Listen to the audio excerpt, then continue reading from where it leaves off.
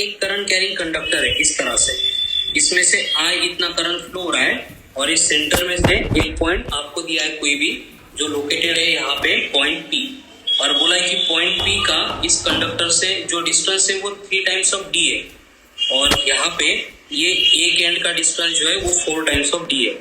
तो उस केस में इस पॉइंट P के ऊपर ऐसे एक डायग्रामेटिकल अरेंजमेंट बना के दी है, और आपको क्वेश्चन इस तरह से है,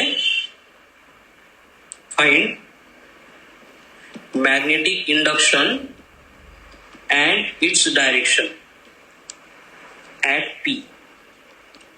ठीक है, पॉइंट P के ऊपर हमें मैग्नेटिक इंडक्शन फाइंड करना है एंड उसके मैग्नीट्यूड के साथ में डायरेक्शन भी रिक्वायर्ड है। तो स्टार्ट के कुछ क्वेश्चन है मैं सॉल्व करता हूँ, थोड़ा सा ध्यान दो, आगे आपको ही सॉल्व करना है।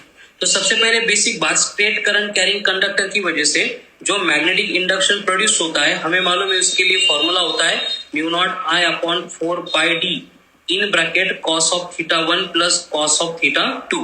अगर आपको ये एंगल्स यहाँ पे दिए थीटा 1 एंड थीटा 2 इस केस में, तो ठीक है, एंड ये डिस्टेंस जो डी लिया है वो ये हमें यहाँ पे कंसिडर करना पड़ता है। ठीक है, इस डिस्टेंस को अपन यहाँ पे x कंसिडर करते हैं क्योंकि क्वेश्चन में ये 4D 3D बोल दिए, तो मैं बस यहाँ पे ये d को थोड़ी देर के लिए x बोलने वाला हूँ, ये इन जनरल फॉर्मूला है।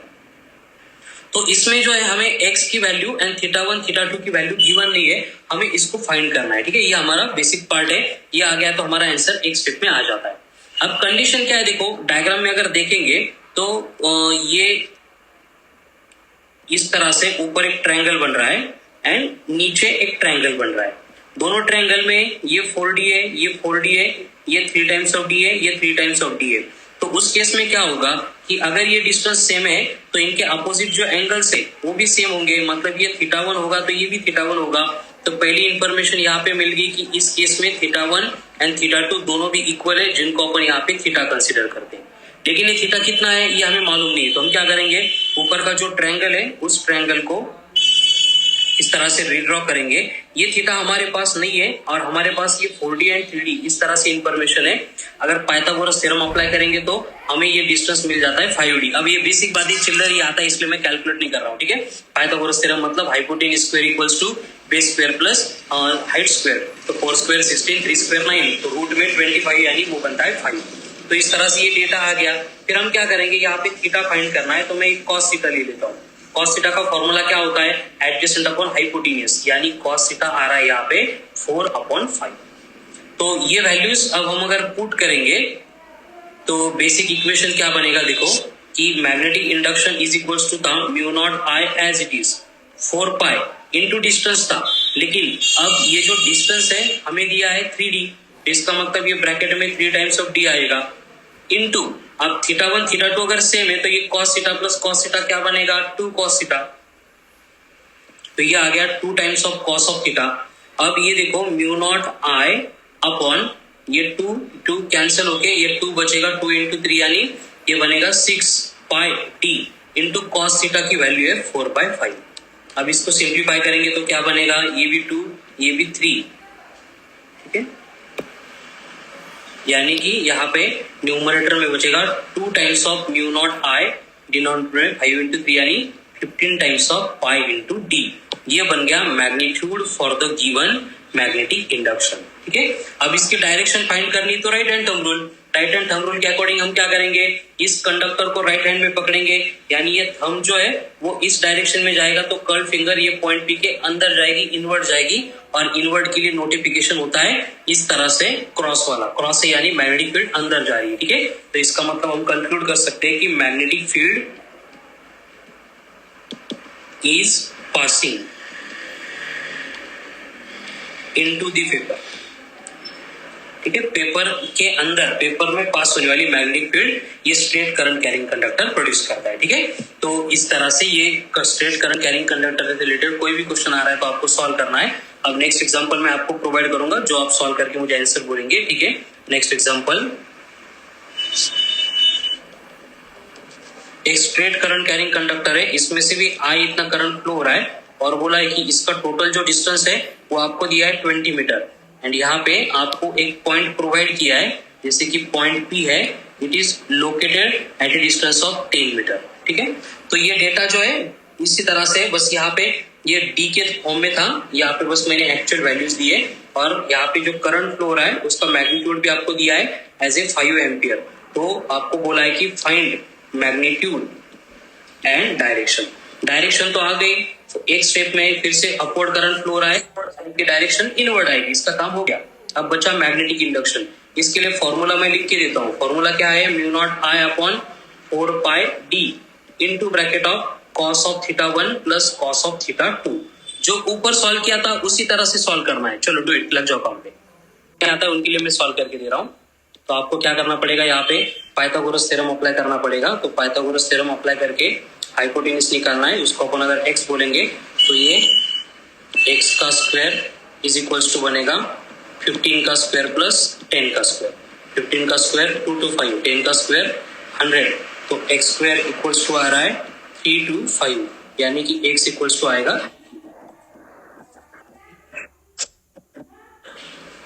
5√13। 18 ना 324, 18 का स्क्वायर है ना।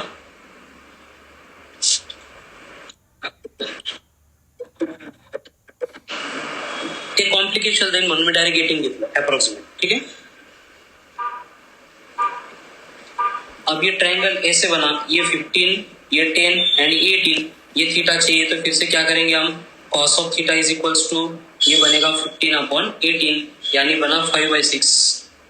तो हो गया फिर b इज इक्वल्स टू ये म्यू नॉट इंटू आई को एज इट इज रखते हैं, नेक्स्ट स्टेप में पुट करेंगे वैल्यू। अपॉन क्या है 4 पाई, डिस्टेंस कितना दिया आपको 10 दिया है शायद, 10 into cos of theta 1 plus cos of theta 2, यानी 2 cos थीटा, यानी 2 इंटू 5/6। अब म्यू नॉट मतलब कौन है, 4 pi into 10 to the power -7। I कितना दिया था 5 into 2 into 5 divide by 6 into 4 pi into ये 10। तो 4 पाई 4 पाई कैंसिल, ये 5 to 10 भी कैंसिल, तो ये बचा बस 5/6 into 10 to the power -7 tesla. 5/6 यानी कितना होगा 0.8 into 10 to the power -7 tesla, ठीक है। तो ये बन रहा है मैग्नीट्यूड ऑफ मैग्नेटिक इंडक्शन। फिर ऑप्शन जो भी फॉर्म में होगा उस फॉर्म में अपन इसको कन्वर्ट कर सकते हैं।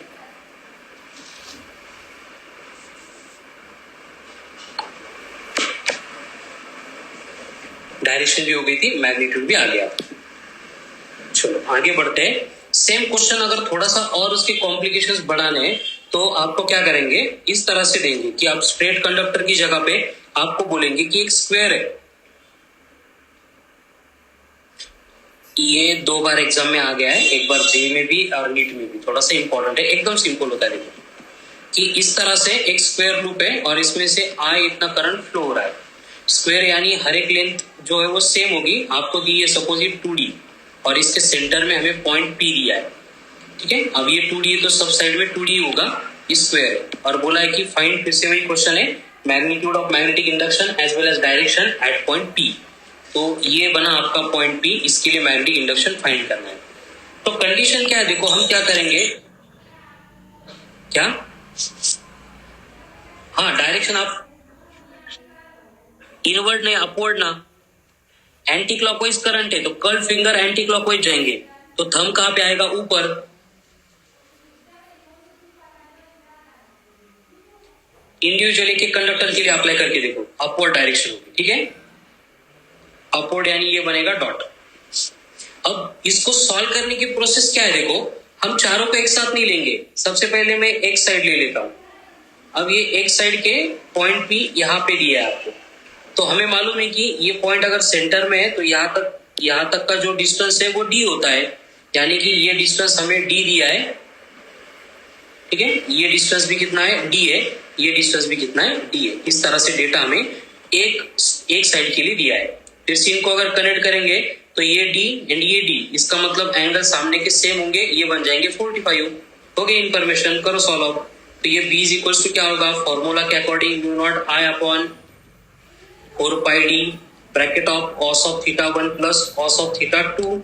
अब फिर से यहाँ पे देखो mu not I upon distance D है तो 4 पाई डी रहेगा, दोनों थीटा सेम है, कितने हैं 45, और cos 45 कितना होता है 1/√2, तो ये आ रहा है 2/√2। तो ये 2 यहाँ पे कैंसिल हो जाएंगे और B इज इक्वल्स टू बनेगा mu naught I divided by 2√2 pi times of D। ठीक है, ये फाइनल आंसर नहीं है, ये क्या है, magnetic induction due to single conductor. अब ध्यान से देखो, ये कंडक्टर में से करंट फ्लो रहा है डाउनवर्ड, यानी मैग्नेटिक इंडक्शन आएगा अपवर्ड। वैसे इसमें से करंट फ्लो रहा है, फिर से मैग्नेटिक इंडक्शन अपवर्ड, फिर से इस करंट की वजह से मैग्नेटिक फील्ड अपवर्ड, यानी चारों कंडक्टर की वजह से मैग्नेटिक इंडक्शन की जो डायरेक्शन है वो सेम है, एंड मैग्नेटिक इंडक्शन की डायरेक्शन सेम है, इसलिए सब मैग्नेटिक इंडक्शन की यहाँ पे एडिशन होगी, एंड जो नेट मैग्नेटिक इंडक्शन आपको मिलेगा वो बनेगा 4 times of induction due to single conductor, यानी कि नेट मैग्नेटिक इंडक्शन बना 4 in bracket of mu naught I divide by 2√2 pi D। अब इसको सिंप्लीफाई करेंगे तो 4/2 यानी ये 2 बचेगा, इस 2 को भी मैं √2 इंटू √2 लिख सकता हूँ अपॉन √2, ये mu naught I divide by pi D as it is है, तो यहाँ पे √2 कैंसिल होके आपका फाइनल आंसर बनेगा √2 mu naught I divide by pi times of D। ठीक है, तो देखो ये डायरेक्ट फॉर्मूले ही है, आपको एग्जाम में क्या करेंगे, जो स्टैंडर्ड बॉडीज में यहाँ पे ले रहा हूं वही देंगे, बस उसमें कुछ वैल्यू चेंज करके देंगे। जैसे सेम कंसेप्ट के ऊपर का मैं नेक्स्ट एग्जांपल लेता हूं कि आपको स्क्वायर दिया है और बोला है कि ये स्क्वायर जो है इसमें से फ्लो होने वाला जो करंट है उसकी वैल्यू है 10 एम्पियर, एंड इसकी साइड की लेंथ दी है आपको 4 मीटर, और बोला है कि सेंटर पे जो पॉइंट पी है उस पे नेट मैग्नेटिक इंडक्शन कैलकुलेट करो। तो इस केस में हमें पूरा पार्ट, पूरी प्रोसेस रिपीट करने की कोई जरूरत नहीं है, क्योंकि हमारे पास अब ये अगर शॉर्टकट फॉर्मूला ये अगर आपको याद है तो इसमें वैल्यूज पुट करके हम एक स्टेप में आंसर कैलकुलेट कर सकते हैं। कैसे, कि स्क्वायर के लिए यही फॉर्मूला एप्लीकेबल है, यानी ये बनेगा √2 इंटू म्यू नॉट, I कितना है 10 डिवाइड बाय पाई इंटू, अब D कितना होगा, D यानी ये distance, correct answer, very good, ये बनेगा 2, तो ये बना 5, तो B net will be equals to √2 into 4 pi into 10 to the power minus 7 into 10, एक मिनट, ये सिंप्लीफाई किया कर दिया था, ये 4 pi into 10 to the power minus 7 into 5 divide by pi cancel हो गया, तो 5 into 4 20 को अगर 2√2 लिखेंगे तो ये बनेगा 2√2 into 10 to the power minus 6 tesla, ये बना आपका मैग्नेटिक इंडक्शन।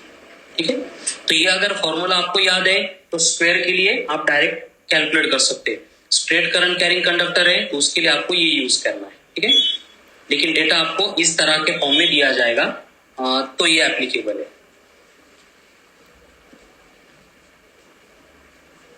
नेक्स्ट, सपोज आपको नेक्स्ट बॉडी बना के दी है, स्ट्रेट कंडक्टर हो गया, स्क्वायर हो गया, ठीक है, आगे आपको ट्रायंगल के फॉर्म में डेटा दिया है, इस तरह से एक ट्रायंगल दिया है, और ये ट्रायंगल भी कौन सा है, इक्विलैटरल ट्रायंगल है। इक्विलैटरल ट्रायंगल मतलब क्या हो गया, सब डिस्टेंस सेम यानी D आ गया। अब इसके सेंटर में दिया है पॉइंट P और बोला कि पॉइंट P पे मैग्नेटिक इंडक्शन फाइंड करो। तो हमें मालूम है कि बेसिकली फिर से सभी मैग्नेटिक इंडक्शन की वजह से जो मैग्नेटिक फील्ड प्रोड्यूस होने वाली है वो डाउनवर्ड जाएगी, मतलब डायरेक्शन तो पहले क्लियर हो गई। अब मैग्नीट्यूड अपन क्या करेंगे, एक कंडक्टर के लिए कैलकुलेट करेंगे, कोई भी कंडक्टर लेंगे, ये I करंट बना, ये टोटल डिस्टेंस D बना, ये पॉइंट P है, ये डिस्टेंस हम कैलकुलेट करेंगे x। इसके लिए जो मैग्नेटिक इंडक्शन आएगा नेट फाइंड करने के लिए बस इसको 3 टाइम्स से मल्टीप्लाई करेंगे तो हमें आंसर मिल जाएगा। ठीक है, तो इस तरह से हमें इसको सिंप्लीफाई करना है। तो 1 बाय 1 क्या करेंगे, हम पहले डिस्टेंस फाइंड करेंगे। तो डिस्टेंस फाइंड करने के लिए कंडीशन क्या है, देखो जो आपको ट्रायंगल प्रोवाइड किया है ये इक्विलैटरल ट्रायंगल है, उसमें एक पॉइंट दिया है P। तो हमें मालूम है इक्विलैटरल ट्रायंगल जो है उसका टोटल एंगल 60 होता है, तो ये एंगल बाइसेक्टर अगर मैं यहाँ पे ड्रॉ करूंगा तो ये एंगल 30 डिग्री बन जाएगा। सेम वे ये भी एंगल कितना हो जाएगा, 30 डिग्री बन जाएगा। और टोटल डिस्टेंस अगर D है तो इसके एक साइड की लेंथ कितनी बनेगी, D/2। तो हमें ये डिस्टेंस चाहिए, इसको मैंने x बोला है। तो अब हम क्या करेंगे, ट्रिग्नोमेट्री का ऐसा रेशियो यूज करेंगे जिसमें ये x एंड D/2 इन्वॉल्व है, जिसको अपन tan थीटा बोलते हैं। तो यहाँ पे मैं tan थीटा की कंसेप्ट यूज कर लेता हूँ। तो ये tan 30 is equals to tan theta क्या होता है, अपोजिट अपॉन एडजेसेंट, तो ये बना x अपॉन d बाई 2, तो ये मुझे x चाहिए, तो x इक्वल्स टू क्या बन रहा है, tan of 30 into D by 2। ठीक है, अब tan 30 कितना होता है प्रणव,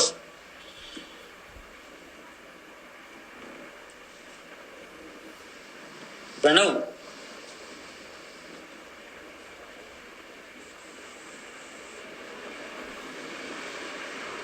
गार्गी tan 30 बोलो।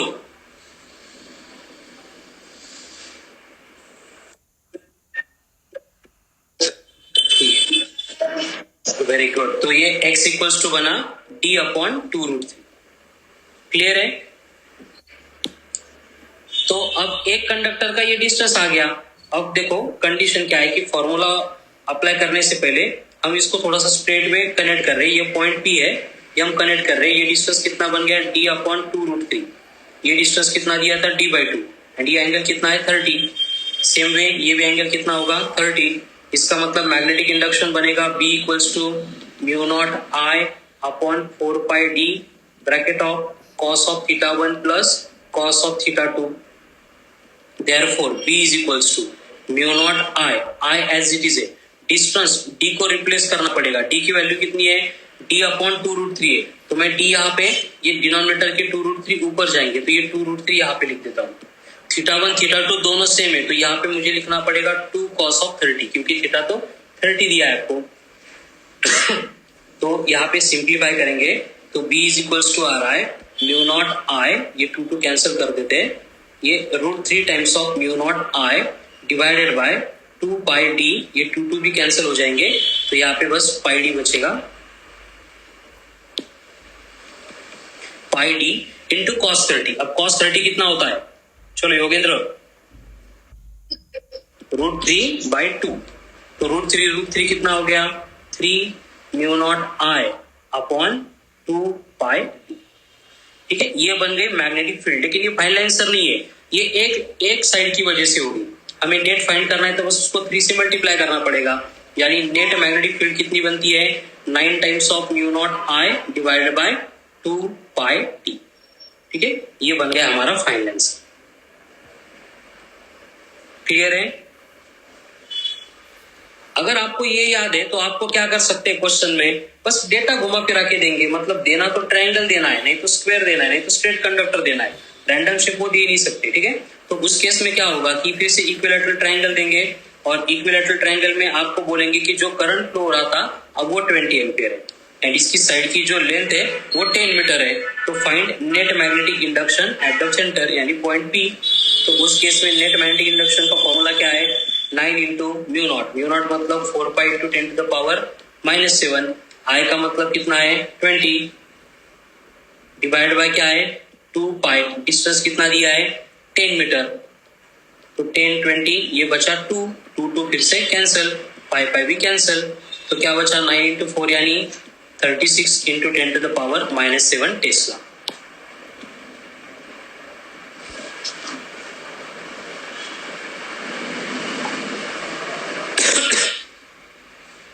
मतलब ये फॉर्मूले जो मैं यहाँ पे बना के दे रहा हूँ, ये अगर याद करेंगे तो आपका आंसर विदाउट सॉल्विंग आता है, लेकिन इतने सारे फॉर्मूले प्रिपेयर करना पॉसिबल नहीं है, इसलिए I will suggest that go by procedure, ये प्रोसीजर याद करो। क्लियर है ना। एंड हो रहा है अगर ये फॉर्मूले प्रिपेयर करना, लर्न करना तो और अच्छी बात है। समझ रहा है क्या बोल रहा हूं मैं। ठीक है, चलो नेक्स्ट केस में, अब स्ट्रेट कंडक्टर हो गया, स्क्वायर हो गया, ट्रायंगल हो गया, यही स्टैंडर्ड केस है, लेकिन और कुछ वेरिएशंस देखने हैं तो हेक्सागन ले लेते हैं। ठीक है, सपोज आपको कोई भी एक रेगुलर हेक्सागन दिया है,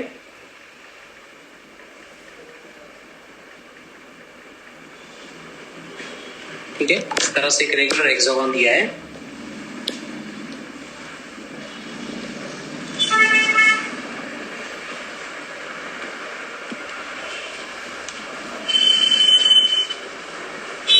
और हेक्सागन की साइड की लेंथ आपको दी है स्मॉल d।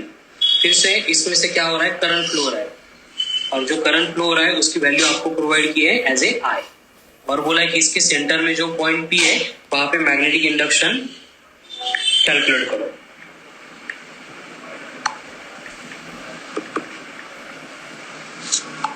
तो उस केस में हमें क्या करना पड़ेगा, फिर से वही प्रोसेस रिपीट करनी पड़ेगी कि सब कंडक्टर के करंट की डायरेक्शन अगर देखेंगे तो हर बार क्या हो रहा है, मैग्नेटिक इंडक्शन अपवर्ड एक्ट हो रहा है, मतलब नेट मैग्नेटिक इंडक्शन अपवर्ड आएगी, ये मैंने डॉट से शो किया है। अब बाकी पार्ट फाइंड करने के लिए मैं क्या करूंगा, कोई भी एक स्ट्रेट कंडक्टर लूंगा, उसके लिए मैग्नेटिक इंडक्शन फाइंड करूंगा by using this relation. Bracket में आएगा cos of θ1 plus cos of θ2 and उसके बाद में नेट मैग्नेटिक इंडक्शन कैलकुलेट करने के लिए यहाँ पे बस 6 साइड्स है, इसलिए 6 से मल्टीप्लाई करना पड़ेगा। ठीक है, तो 1 बाय 1 जाते हैं। एक साइड के लिए मुझे फाइंड करना है, तो उसके लिए मैं कंसिडरेशन करूंगा ये पॉइंट P यहाँ पे। तो हेक्सागोन जो है वहां पे ये एंगल जो है होते हैं वो 120 डिग्री का एंगल बनाता है, और मैं अगर एंगल बाइसेक्टर ले रहा हूं तो ये एंगल 60 डिग्री बनेगा, ये एंगल 60 डिग्री बनेगा। ये टोटल साइड लेंथ d थी, यानी यहां तक की साइड लेंथ कितनी बनेगी, d/2, और ये x मुझे फाइंड करना पड़ेगा।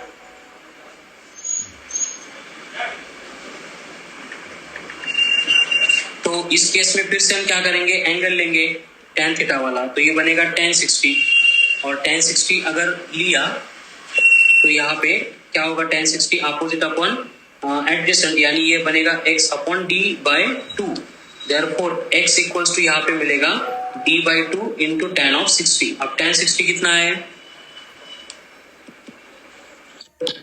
तो ये क्या हो गया फिर √3/2 टाइम्स ऑफ d, ये x यानी डिस्टेंस आ गया पॉइंट का। अब फिर से θ1 θ2 तो ऑलरेडी मिल गए 60 डिग्री, तो θ1 is equals to θ2 is equals to θ is equals to 60 degree, यानी कि b इज इक्वल्स टू ये बनेगा μ0I डिवाइड बाय 4 d था, लेकिन d की वैल्यू कितनी है, √3d/2 था, उसको ऊपर भेज देता हूँ, इंटू 2 इंटू cos 60 कितना है 1/2, तो यहाँ पे ये 2 कैंसिल हो जाएंगे, ये भी 2 कैंसिल हो जाएंगे। b इज इक्वल्स टू बनेगा μ0I अपॉन 2 √3 इंटू d। लेकिन ये फाइनल आंसर नहीं है, नेट फाइंड करना है तो हमें क्या करना पड़ेगा, इसको 6 से मल्टीप्लाई करना पड़ेगा, यानी b इज इक्वल्स टू क्या बनेगा, b नेट बनेगा 6 divided by 2 √3 into μ0I upon πd। अब ये 2 ये बनेगा 3, तो ऊपर के 3 को मैं लिख दूंगा √3 इंटू √3 अपॉन √3 इंटू बनेगा ये μ0I अपॉन πd, तो a √3 यहाँ पे कैंसिल हो जाएगा and you will get final answer है net magnetic induction will be √3 times of μ0I divided by pi times of d।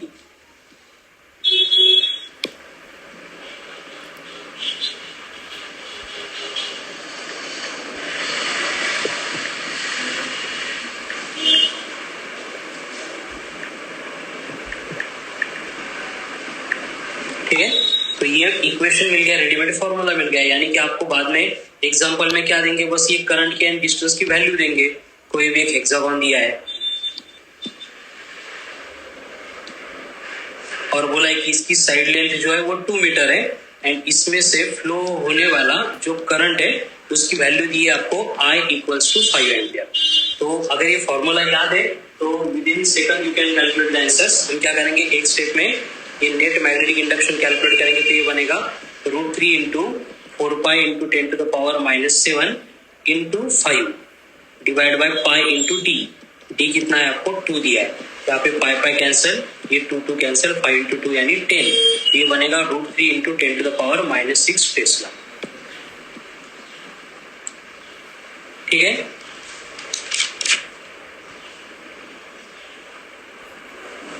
तो ये कुछ स्टैंडर्ड केस हो गए जिनका यूज करके हम मैग्नेटिक इंडक्शन फाइंड कर सकते हैं। मतलब हमें पहले स्ट्रेट कंडक्टर की कंडीशन के लिए जाना है एंड बाकी जो रिमेनिंग पार्ट होगा फिर उसके ऊपर से अपन कैलकुलेट कर सकते हैं। ठीक है, तो ये स्टैंडर्ड केस है, एग्जाम में आ गया इसके ऊपर क्वेश्चन, तो ये स्टैंडर्ड डायग्राम रिलेटेड ही आएगा।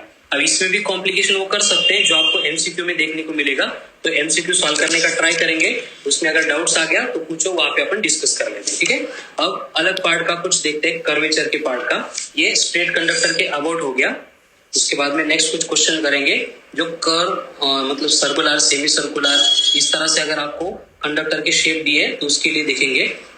फॉर एग्जांपल आपको एक सर्कुलर कॉइल दी है और बोला है उसमें से करंट फ्लो हो रहा है I which is 10 ampere and इसकी रेडियस आपको दिया है एज ए 50 सेंटीमीटर। तो find magnitude and direction of magnetic induction. चलो आपको सॉल्व करना है ये mu not I upon 2r। अब म्यू नॉट कितना होता है 4 pi into 10 to the power -7। Current कितना दिया है 10 अपॉन 2 इंटू आर कितनी है 50 सेंटीमीटर। तो सेंटीमीटर को मीटर में करेंगे तो ये बनेगा 50 इंटू 10 टू द पावर -2। अब सिंप्लीफाई करना है 50 इंटू 200, तो ये 10 टू द पावर -2 के साथ कैंसिल हो जाएगा। तो बी की वैल्यू कितनी बन गई 4 pi into 10 to the power -6 tesla. ये हो गया इसका मैग्नीट्यूड। अब डायरेक्शन फाइंड करो। क्या कैसी होगी डायरेक्शन अपवर्ड। अपवर्ड यानी क्या होगा यहाँ पे डॉट आएगा। ठीक है। अब नेक्स्ट एग्जांपल, सेम कॉइल को आपको इस तरह से करके दिया है, इसमें से करंट फ्लो हो रहा है, ये इसका सेंटर है O, ये रेडियस बनी कैपिटल R, और हमें क्या बोला है कि ये लेंथ इंफिनिटी तक है, और इस केस में अब पॉइंट O के ऊपर मैग्नेटिक इंडक्शन फाइंड करो। तो इसको सॉल्व करने के लिए हमें क्या करना पड़ेगा, देखो ये I इतना करंट यहाँ पे फ्लो हो रहा है, तो बेसिकली क्या है कि यहाँ पे इसको मैं नोमेनक्लेचर बना देता हूं ABCDE, तो थोड़ा समझने के लिए इजी जाएगा। तो यहाँ पे 3 केस है, मैग्नेटिक इंडक्शन AB की वजह से प्रोड्यूस होगा, मैग्नेटिक इंडक्शन BCD की वजह से प्रोड्यूस होगा, एंड मैग्नेटिक इंडक्शन DE की वजह से प्रोड्यूस होगा। लेकिन जो AB एंड CD की केस है उसमें ऐसा है कि जो कंडक्टर है पॉइंट उसी के ऊपर है, और हमें मालूम है कि कंडक्टर के बाजू में अगर पॉइंट होता है तो फॉर्मूला हम लेते हैं mu not I upon 4 pi D या फिर 2 पाई डी। ठीक है। तो इसलिए जब भी कंडक्टर के ऊपर पॉइंट दिया जाता है तो उस केस में मैग्नेटिक इंडक्शन 0 होता है, इसलिए A B and D E ये दोनों ही केस में मैग्नेटिक इंडक्शन क्या आएगा 0 आएगा। ठीक है। ये पॉइंट स्टार मार्क करके आपको लिखना है। ठीक है। Magnetic induction on the surface of conductor is 0। उसकी वजह से ये वाला AB वाला पार्ट एंड D वाला पार्ट कोई भी मैग्नेटिक इंडक्शन प्रोड्यूस नहीं करेगा, इसलिए उसको अपन 0 बोला है। अब बात चल रही बस BCD की, तो BCD के लिए जो फॉर्मूला है वो क्या होगा mu naught I upon 2R, यहाँ पे रेडियस कैपिटल R बोला है, इंटू थीटा अपॉन 2 पाई। मैंने बोला कि सर्कुलर कॉइल छोड़ के अगर कोई भी शेप दी है तो हमें क्या करना पड़ेगा थीटा बाई 2 पाई से मल्टीप्लाई करना पड़ेगा। तो इस केस में थीटा कितना है सेमी सर्कुलर यानी पाई, तो इसको सिंप्लीफाई करेंगे तो ये बनेगा mu not I divide by 2R into pi upon 2 पाई। तो पाई पाई कैंसिल होके यहाँ पे नेट मैग्नेटिक इंडक्शन एक्ट होगा, वो होगा mu not I upon 4 times of R। ठीक है। ये सेमी सर्कुलर के लिए एंड जो डायग्राम आपको दी है उसके लिए, दोनों के लिए यहाँ पे सेम होगा। नेक्स्ट एग्जांपल, अब आपको इस तरह से एक कंडक्टर दिया है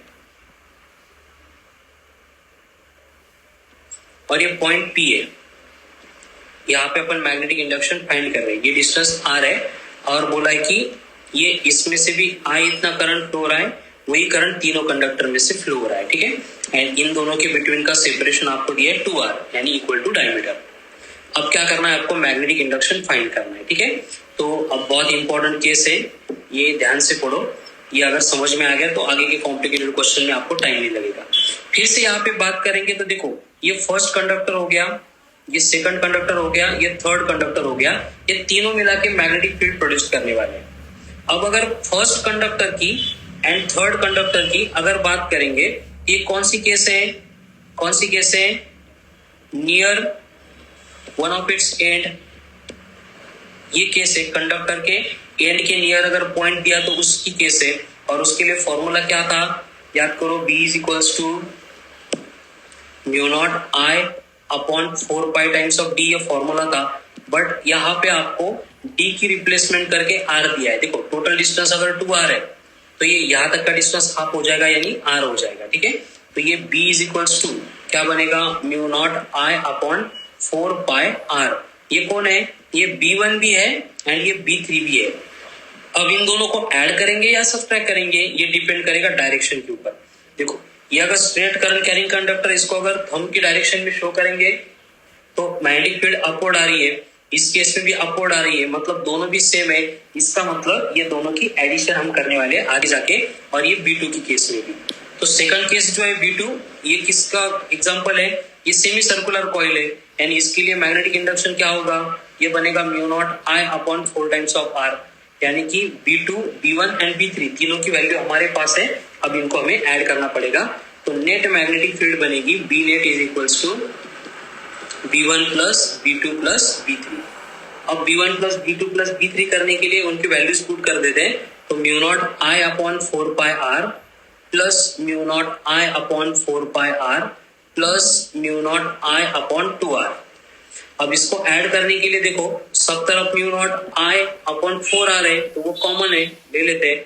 अब यहाँ पे क्या बचा? 1 बाई पाई, और यहाँ पे कुछ नहीं, मतलब 1 प्लस 1 क्या होगा? एक मिनट, ये म्यू नॉट I अपॉन ये 4R है, तो ये यहाँ पे 1 बाई पाई प्लस यहाँ पे 1 बाई पाई, और यहाँ पे कौन बचा? 1 बचा, यानी कि ये क्या हो जाएगा? Mu naught I divide by 4R bracket में 2 बाई पाई प्लस 1। इस तरह से हमें ये डेटा मिल रहा है, ठीक है। ये बन गया आपकी नेट मैग्नेटिक फील्ड, एंड ये अपवर्ड आ रही है, इसका मतलब ये डॉट हमें शो करना पड़ेगा।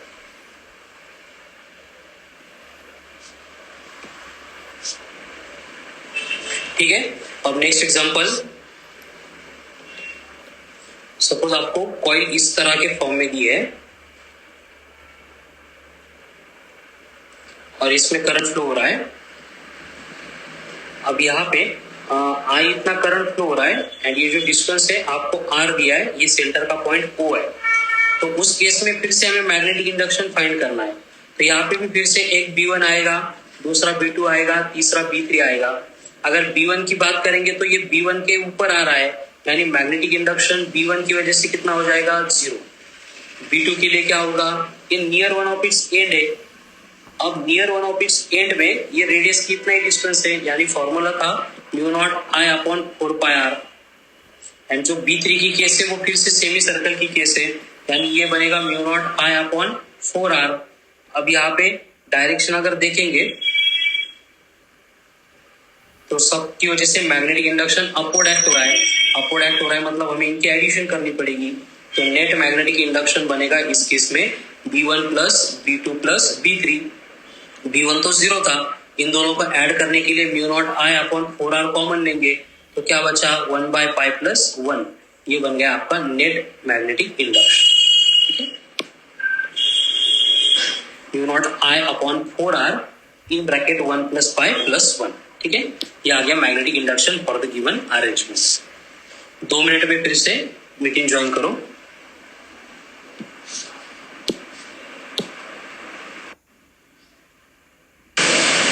चलो ठीक है, अब सेम पार्ट का नेक्स्ट क्वेश्चन देता हूं। एग्जांपल आपको इस तरह से एक अरेंजमेंट गिवन है, 2 सेमी सर्कल्स, और फ्लो होने वाला करंट जो है वो सेम है, ठीक है। यहाँ से भी I फ्लो हो रहा है, यहाँ से भी I फ्लो हो रहा है, एंड दोनों का एक सेंटर का पॉइंट है O। इसकी रेडियस दी है आपको R1, इसकी रेडियस दी है R2, और इनकी वजह से आपको मैग्नेटिक इंडक्शन फाइंड करना है, ठीक है। तो अब देखो अरेंजमेंट में क्या है, यहाँ पे आपको मैग्नेटिक इंडक्शन ये फर्स्ट वाली सेमी सर्कुलर कॉइल बनाएगी,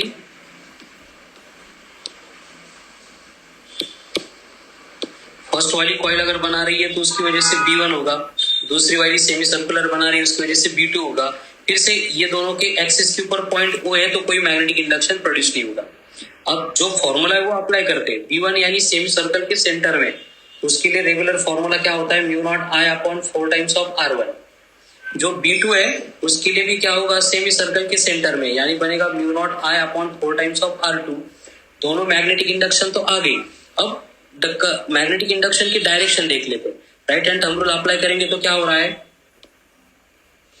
दोनों भी केस में जो मैग्नेटिक इंडक्शन आपको दिख रहा है वो कहाँ पे एक्ट हो रहा है? डाउनवर्ड डायरेक्शन में, यानी कि हमें नेट मैग्नेटिक इंडक्शन यहाँ पे जो मिलेगा वो बनेगा P of net is equals to B1 plus B2। अब एडिशन करो, एडिशन में क्या है कि mu naught I upon 4 common है, ब्रैकेट में क्या आ रहा है? बस 1 upon R1 plus 1 upon R2, finish. Next, आपको दो सेमी सर्कुलर कॉइल दिए इस तरह से, और इनमें से करंट फ्लो हो रहा है। फिर से जो फ्लो होने वाला करंट है वो सेम है, और बोला है कि इनके सेंटर में पॉइंट है O। दोनों की रेडियस अलग है, एक की रेडियस R1 है और ये दूसरे की रेडियस R2 है, और बोला है कि net magnetic induction point O पे फाइंड करो। तो O पे जो नेट मैग्नेटिक इंडक्शन अपन फाइंड करने वाले, उसके लिए फिर से हमें B1 एंड B2 कैलकुलेट करने पड़ेंगे। तो पहले अंदर वाले के लिए ले लेते हैं, तो उसके लिए फॉर्मूला बनेगा फिर से mu naught I upon 4 times of R1। Outer coil के लिए लेंगे तो ये बनेगा mu naught I divide bye 4 times of R2। अब मुझे बोलो करंट की डायरेक्शन से मैग्नेटिक इंडक्शन अगर फाइंड करना है, तो इनर कॉइल की वजह से, वेरी गुड, अपोजिट डायरेक्शन में फ्लो हो रहा है, ठीक है। लेकिन B1 एंड B2 में ग्रेटर कौन होगा? यहाँ पे B1 is greater than B2, समझ में आ रहा है कि ये वाई? इसका रीजन ये है कि R1 is less than R2, तो ये डिनोमिनेटर में है, R1 छोटी है इसलिए B1 ज्यादा होगी, और दोनों की डायरेक्शन अपोजिट है इसलिए अपन सब्ट्रैक्ट करेंगे। तो सब्ट्रैक्ट करने के लिए जो बड़ा है उसको पहले ले लेते हैं, तो ये बनेगा B1 माइनस B2। फिर से वही बात, mu naught I upon 4 common है, तो क्या बनेगा ब्रैकेट में 1 upon R1 minus 1 upon R2, and resultant क्या क्या, हाँ ऐसे कुछ होगा 27 में, बराबर है। अब इसकी डायरेक्शन बोलो कहाँ पे होगी? जो बड़ा है उसकी डायरेक्शन में होगी, B1 बड़ा है और B1 की वजह से कहाँ पे आ रही है? अपवर्ड। तो यानी डायरेक्शन कहाँ पे होगी नेट मैग्नेटिक इंडक्शन की? अपवर्ड। अपवर्ड यानी हमें ये डॉट मिलेगा, ठीक है। नेक्स्ट एग्जांपल, पूरा सर्कल है एंड उसके टेंजेंट के अलावा और एक कंडक्टर है, इसमें से फ्लो होने वाला करंट I, यहां से भी फ्लो होने वाला करंट I, इसका सेंटर है और ये रेडियस आपको दी है R, और ये सेंटर पे पॉइंट O है, उसकी वजह से उसके ऊपर मैग्नेटिक इंडक्शन फाइंड करना है। तो पहली बात क्या होगी, स्ट्रेट कंडक्टर प्रोड्यूस करेगा वो B1, सर्कुलर कॉइल प्रोड्यूस कर रही है वो B2 बनेगा। तो पहले कैलकुलेट कर लेते हैं मैग्नीट्यूड उनका। B1 के लिए कौन सी केस एप्लीकेबल होगी? मैग्नेटिक इंडक्शन कहाँ पे है? Near the centre. सेंटर के लिए क्या फॉर्मूला है? Mu naught I upon 2 pi R, यहाँ पे डिस्टेंस R ही है, और इसकी वजह से जो मैग्नेटिक इंडक्शन एक्ट होगा वो अपवर्ड आ रहा है, यानी डॉट मिलेगा। B2 यानी पूरी सर्कुलर कॉइल है, उसके लिए formula mu naught I upon 2R। अब उसकी वजह से एंटी क्लॉकवाइज करंट है, यानी मैग्नेटिक इंडक्शन अपवर्ड आएगा। दोनों की डायरेक्शन सेम है, तो रिजल्टेंट मैग्नेटिक इंडक्शन क्या होगा? नेट मैग्नेटिक इंडक्शन बनेगा B net is equals to B1 plus B2। अब दोनों में क्या है कि mu naught I upon 2R common है, एक में पाई बचा एक में कुछ नहीं बचा, तो ये बनेगा 1/पाई प्लस 1/1। ये आ रहा है net magnetic induction for the given arrangement. बस दोनों की डायरेक्शन सेम थी, यानी रिजल्टेंट की डायरेक्शन भी कहाँ पे होगी? अपवर्ड, यानी ये डॉट आ जाएगा, ठीक है। समझ में आ रहा है क्या चल रहा है?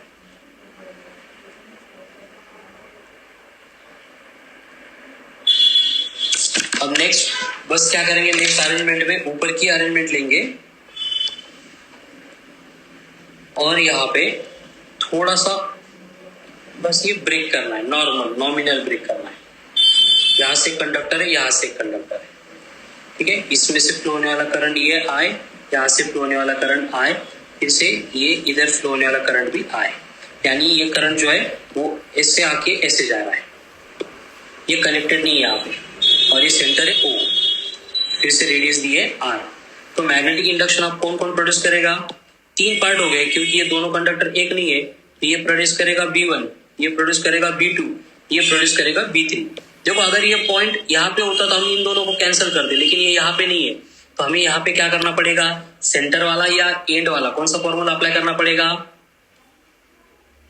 एंड वाला, कंडक्टर के एंड के नियर है, इसलिए B1 में एंड का फॉर्मूला अप्लाई करेंगे तो ये बनेगा mu naught I upon 4 pi R। Current की डायरेक्शन से मैग्नेटिक फील्ड देखेंगे तो वो अपवर्ड आ रही है, यानी डॉट। जो B2 है उसके लिए पूरा सर्कुलर कॉइल है, यानी सर्कल का फॉर्मूला आएगा तो ये बनेगा mu naught I upon 2R। लेकिन ये करंट क्लॉकवाइज फ्लो हो रहा है, इसका मतलब ये मैग्नेटिक इंडक्शन अंदर जाएगी तो ये क्रॉस आएगा। फिर से B3 की अगर बात करेंगे तो करंट की वजह से मैग्नेटिक फील्ड अपवर्ड आएगी, near one of its and बोला है तो ये mu not I upon 4πr बनेगा और ये डॉट आएगा। अगर तीनों के ऊपर से नेट मैग्नेटिक फील्ड फाइंड करनी है तो जो सेम डायरेक्शन में उनको ऐड करना पड़ेगा B1 प्लस B3, एंड जो अपोजिट डायरेक्शन में उसको सब्ट्रैक्ट करना पड़ेगा, यानी यहाँ पे B2 क्या होगा, माइनस होगा B1 B3 के एडिशन से। ठीक है, बस वैल्यू पुट करो। अब तीनों में देखो कि B1 कितना है, mu not I upon 4πr, B3 कितना है, mu not I upon 4πr, minus ये mu not I upon 2r। अब इन दोनों का एडिशन करेंगे तो ये कितना हो गया, म्यू नॉट आई अपॉन 2/4, यानी ये 2πr, minus mu not I upon 2r। अब दोनों साइड से अगर mu not I divide by 2r common लेंगे तो क्या बचा, 1/π माइनस 1। ठीक है, ये हो गया final answer. Resultant magnetic field जो है वो डिपेंड करेगी किसका मैग्नीट्यूड ज्यादा है। यहाँ पे B2 जो है उसका मैग्नीट्यूड ज्यादा है, इसलिए उसी के डायरेक्शन में जाएगी, मतलब ये इनवर्ड जाएगी, मतलब ये क्रॉस यहाँ पे मिल जाएगा। ठीक है, तो इस तरह के अरेंजमेंट जो मैंने स्पेशल आज लेक्चर लिया है वो बहुत इसेंशियल है। इस रिलेटेड एमसीक्यू आपको सॉल्व करने पड़ेंगे 2-2, 4-4 बार, क्योंकि हर साल एग्जाम में इस टाइप के एमसीक्यू देखे गए हैं। ठीक है, तो टिल इवनिंग ये लेक्चर प्रिपेयर करो खुद से, ऐसे जो बना सकते वो अरेंजमेंट की डायग्राम बना दो डिफरेंट, जो मैंने आज बनाई थी, और उसके ऊपर की प्रैक्टिस करो। तो इवनिंग जब आपके नोट्स आ जाएंगे तब मैं इसके ऊपर जो आज मैंने प्रैक्टिस किया है सिर्फ इसके ऊपर एक वर्कशीट प्रोवाइड करूंगा, उसको आपको सॉल्व करना है। ठीक है, अगर वो वर्कशीट हो गई तो हम कल के जैसा इवनिंग में भी 8:30 को लेक्चर कंडक्ट कर सकते हैं।